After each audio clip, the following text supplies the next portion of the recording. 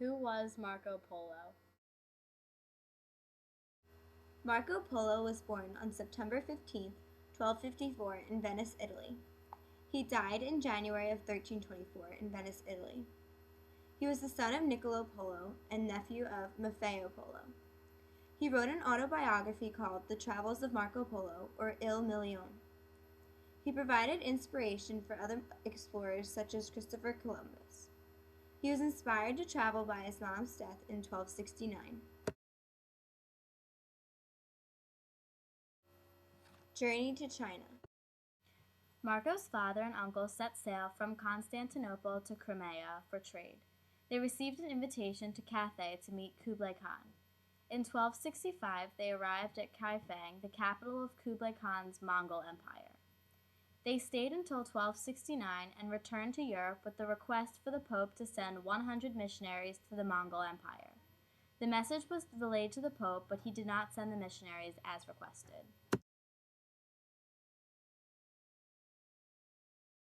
Marco Polo's first journey. Marco accompanied his father and uncle to the Holy Land, Persia, Tartary, and to the Empire of China.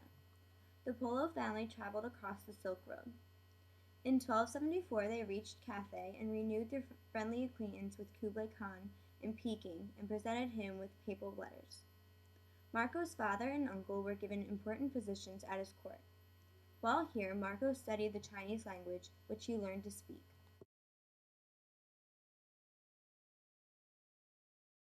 The Polos stay in China. Marco Polo's voyage to China was important because it was land that the Europeans had never visited before. While in China, he was promoted to governor of the great Chinese city, Yangzhou.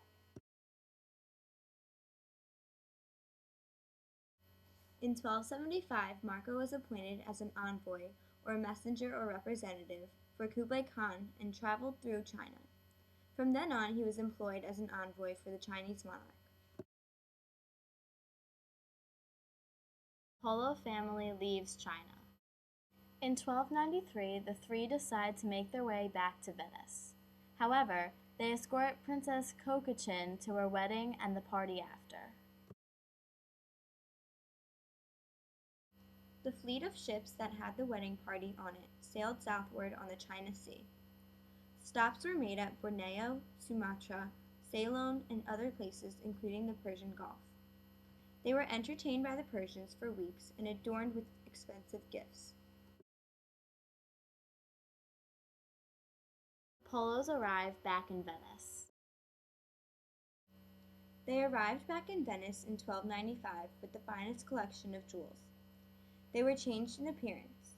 They dressed in Tatar costume and spoke Chinese. It was hard to convince people they were members of the Polo family. Upon their arrival, the Polos threw a lavish party dressed in Chinese garb.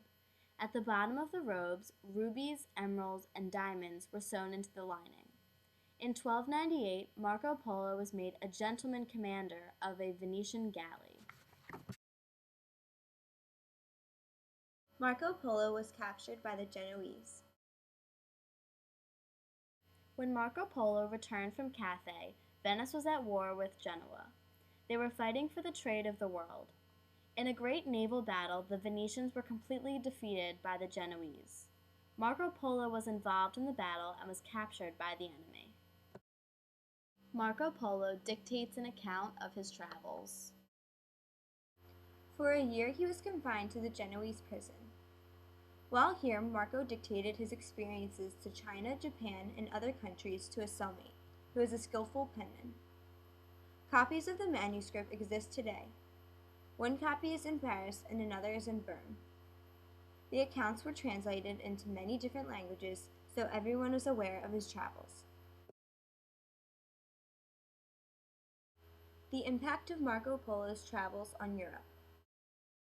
Marco Polo's travels increased Europe's cultural knowledge of the East, in everyday lifestyle and also religion. Marco Polo's travels encouraged European geographic knowledge of the East. He also inspired the Age of Discovery. This encouraged Western exploration, which led to the first European voyages to the New World. Christopher Columbus also used Polo's accounts of his travels to help estimate the distance involved in sailing west to China. Polo's system of measuring distances by days turned out to be very accurate for later generations. He impacted European map-making to reflect real physical geography. He brought back the compass to Europe. He also encouraged new trade routes. He shared inventions from the Far East, such as paper money, coal, which led to long-lasting heat, and gunpowder. The impact of Marco Polo's travels on today. Marco Polo's work is considered the precursor of scientific geography. He was also the inspiration for the exploration of outer space in the 20th century. Marco Polo was the inspiration for international trade between the East and the West. Here is a map of Marco Polo's travels between 1271 and 1295.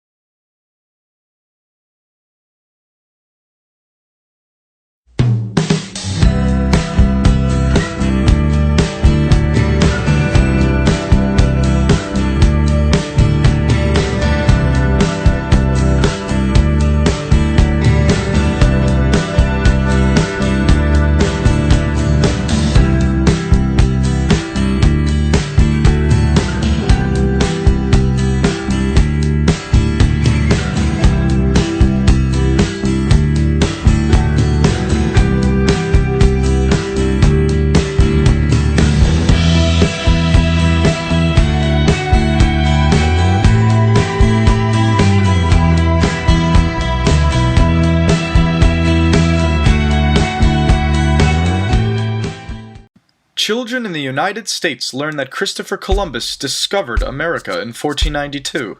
But since there were already millions of people living on the American continents when he arrived, what is Columbus's real importance in history?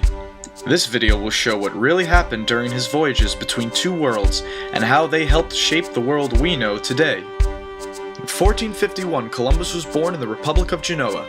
There he began his sailing career, but in 1477 he was hired as a merchant mariner for King John II of Portugal.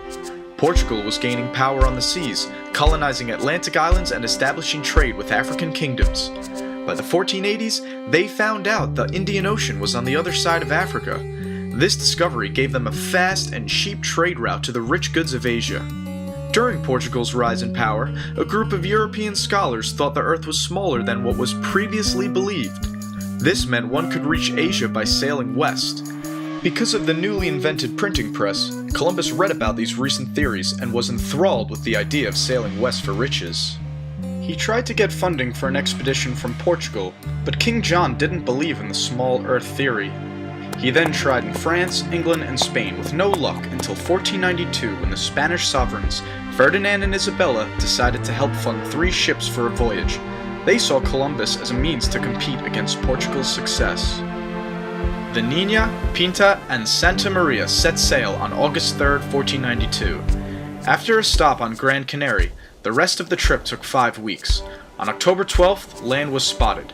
It was an island, and at dawn Columbus went ashore. Because he believed in the small Earth theory, Columbus thought he was near Japan. He called the natives of this island Indians because India was what many Europeans called Asia at the time, but the natives were really called the Taino. Trade began between the two parties, but it was clear that the Taino did not possess the fabled riches of East Asia. However, some of them wore gold as jewelry. Columbus was hungry for gold to bring back to Spain. He wandered around searching for a large amount of gold until the Santa Maria crashed into a reef on Hispaniola. Columbus left 39 men at the site to build a colony.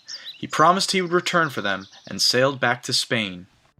When he arrived in Europe, Columbus was famous.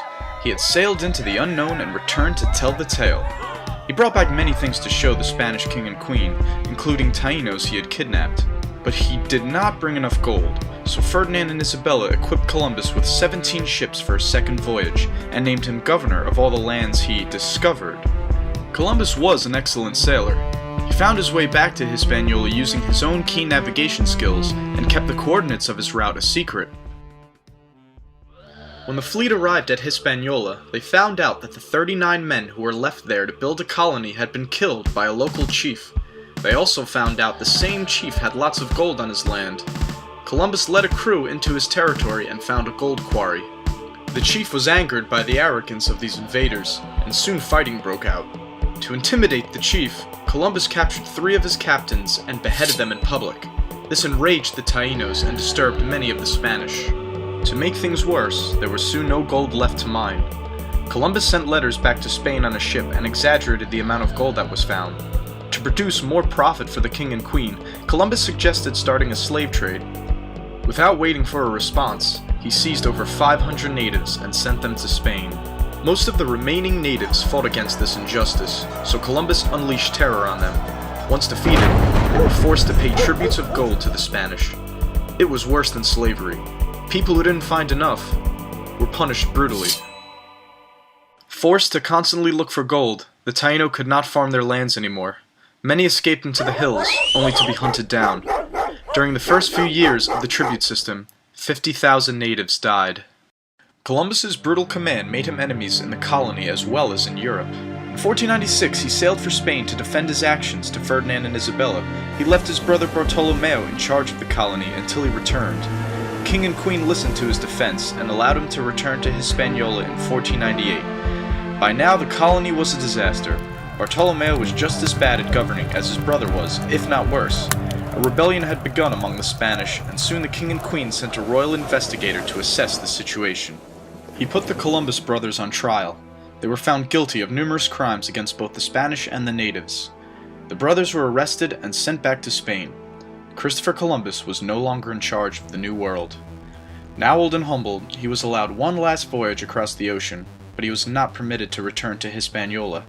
He explored the Caribbean for 2 years before sailing back to Spain, where he died in 1506. We have learned that Columbus was ambitious, intelligent, and courageous, but he was no hero. His exploits in the colony were disasters for the native inhabitants, and their way of life was destroyed by his actions as governor. But his efforts led Europe to dominate the world through colonization and the expansion of kingdoms into empires. If Columbus did not succeed, someone else would have. But since his journey was the first to establish a link between the old world and the new, his name is remembered.